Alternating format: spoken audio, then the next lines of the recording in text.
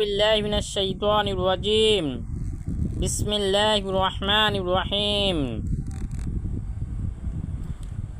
একটা হাদিস শোনা, 1000 রাকাত নফল নামাজ পড়ার চাইতে উত্তম নেকি আল্লাহ পাক তার আমল নামে দান করে। হুজুর সাল্লাল্লাহু আলাইহি ওয়াসাল্লাম ইরশাদ করিয়াছেন, আল্লাহ তাআলা ফরমাইয়াছেন, আমি আপনার উম্মতের উপর 5 ওয়াক্ত নামাজ ফরজ করিয়াছি এবং এই প্রতিজ্ঞা করিয়াছি যে যে ব্যক্তি এই 5 ওয়াক্ত নামাজ সময় মতো গুরুত্ব সহকারে আদায় করিবে, আমি তাহাকে নিজ জিম্মায় জান্নাতে প্রবেশ করাইব।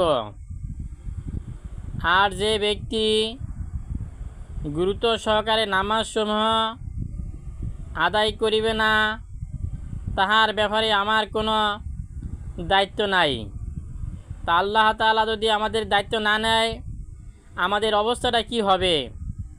এই জন্যে ভাই, নিজের উপর রহম করি, 5 ওয়াক্ত নামাজ সময় মতন আদায় করি, তাহলে আল্লাহ তাআলা দুনিয়া আখিরাতে উভয় জানে আল্লাহ তাআলা শান্তির ফয়সালা করে দিব।